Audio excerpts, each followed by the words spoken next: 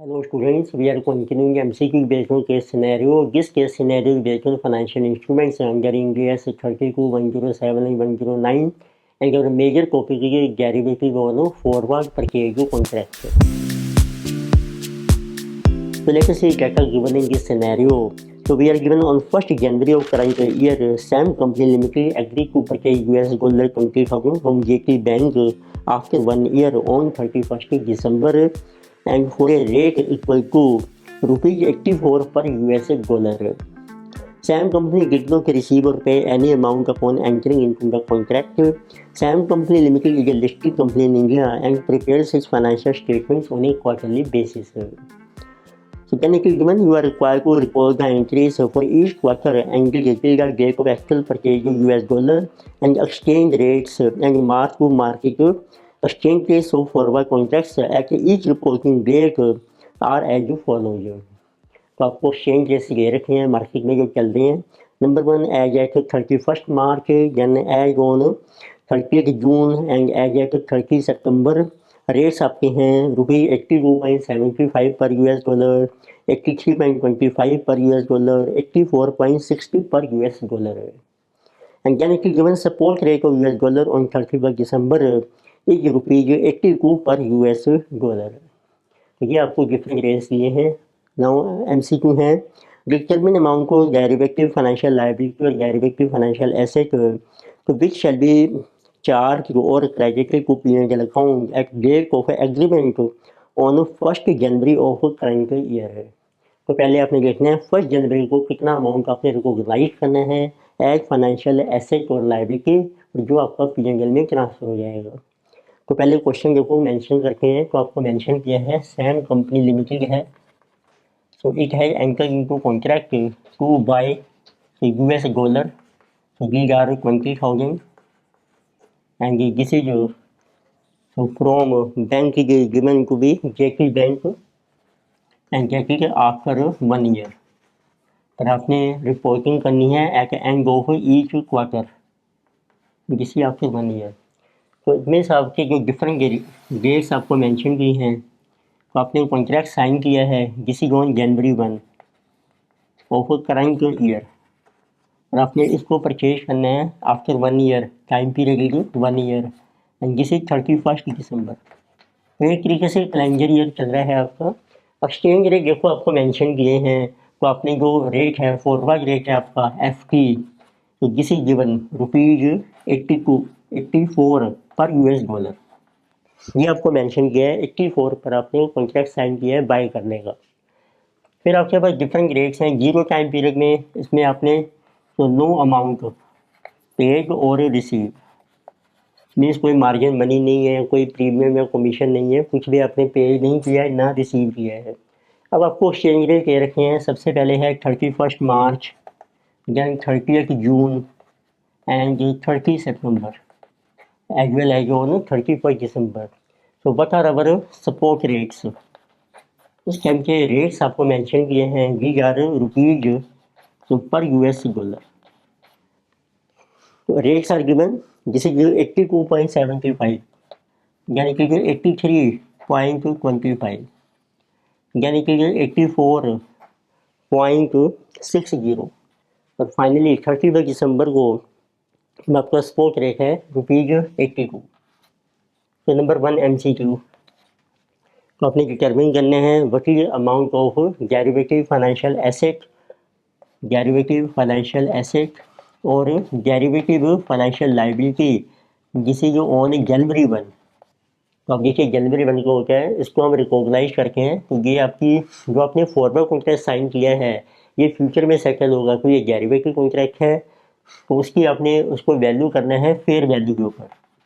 तो आज इसकी फेयर वैल्यू कितनी है, कुछ भी अमाउंट हम पे नहीं कर रहे हैं. तो आपने लिखना है आज January 1 को इसकी फेयर वैल्यू कितनी है. कुछ भी अमाउंट हम पे नहीं कर रहे हैं ना ही रिसीव कर रहे हैं. तो इट मीन्स इसकी जो फेयर वैल्यू है वो आपकी नील मानी जाएगी which means 0. It means no amount will be charged to P&L or credited to P&L. So you can see which option is correct. So our answer is option number B. Value is 0. Next we have second MCQ.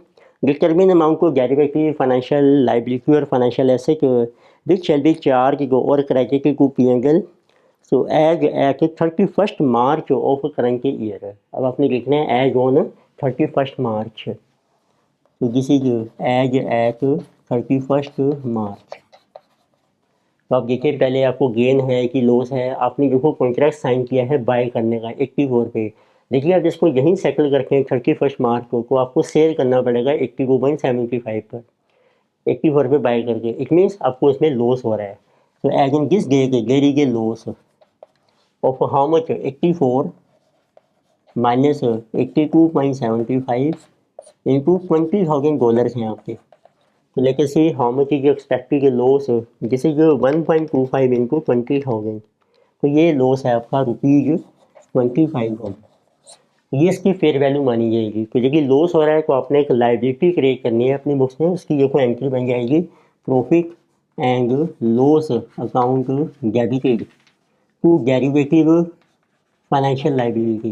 Derivative है आपका forward contract, forward financial liability, short में आप लिख सकते हैं DFL। तो how much ये amount 25,000 आपकी लाइबिलिटी क्रिएट हो जाएगी। इट मीन्स अमाउंट आपका डेबिट हो जाएगा P&L में 25,000 and liability created with 25,000। So you can see correct option is our D. So correct option is option B. Next we have third MCQ. They are asking determine the amount of derivative financial liability or financial asset which shall be charged or credited to P&L. So as at 30th June of current financial year. तो आपने लिखना है as on 30th जून। 30 जून को जो rate है आपका 83.25, forward contract है आपका 84 पर आपने बाय करना है।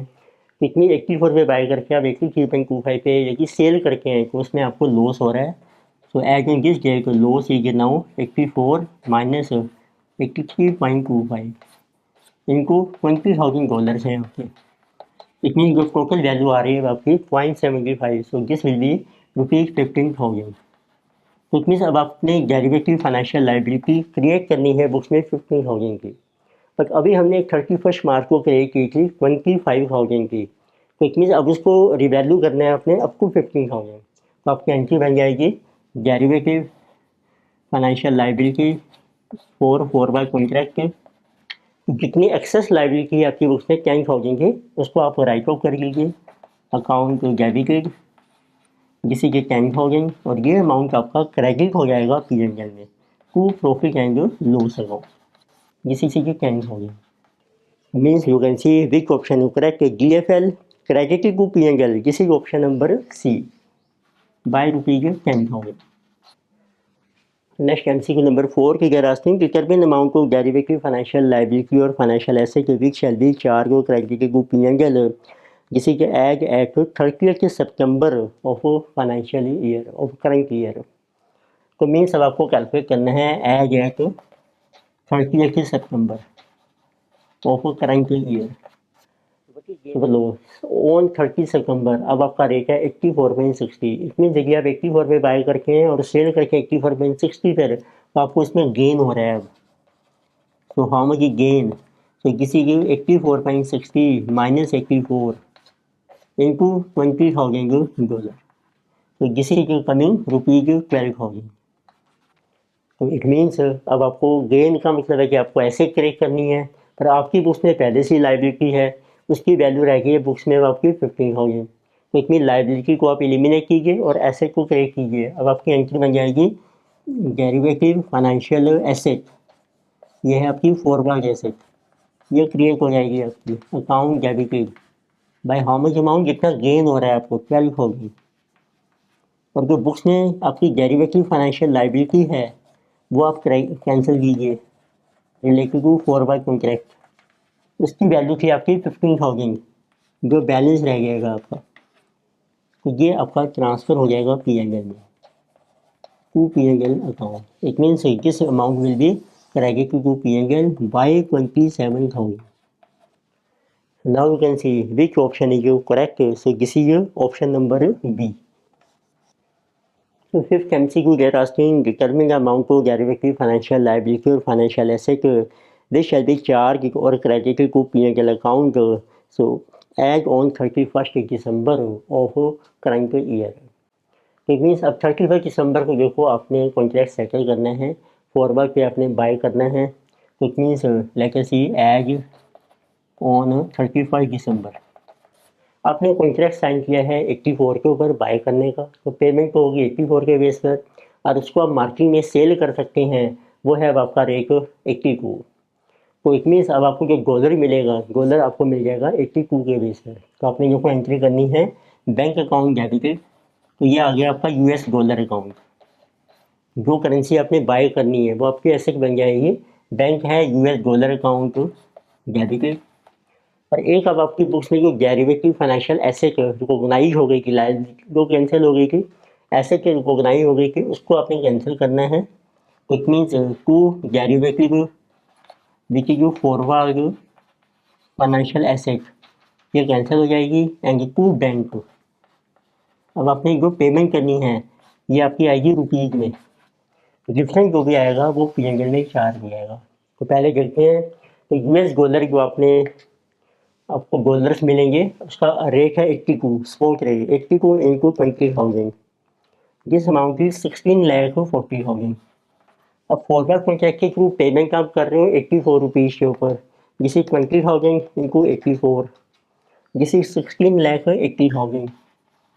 और बुक्स में आपकी ही डेरिवेटिव फाइनेंशियल एसेट जो है बैंक में आप शो कीजिए, बैंक में आपकी पेमेंट हो रही है 1680, या बैंक के कोरेस्पॉन्डिंग शो कीजिए 1680। और एसेट देखो आपने शो की थी 12,000 की, वो कैंसिल हो गई आपकी 12,000। तो आप देखेंगे क्रेडिट साइड ज़्यादा है, क्योंकि डिफरेंस आएगा वो पीएनएल में डेबिट हो जाएगा। Profit and loss account debited. It means एक तरीके से ये आपका लॉस हो रहा है, नेट लॉस ऑन सेटलमेंट। तो जिसमें जो कमिंग 1680,000 प्लस 12,000 माइनस 1640,000, इसे 52,000 रुपीज़। तो इट मीन्स आपका आंसर है लॉस आपका डेबिट हो जाएगा पीएनएल में by 52,000 rupees. And you can see which option is correct, answer is option number a is correct. In this lecture, we have discussed a case scenario based on a derivative on a forward purchase contract under Ind AS 3210791009। Further topics continue करेंगे next lecture पे। Video आपको अच्छी लगती है subscribe कीजिए, comment कीजिए, share कीजिए। Thank you.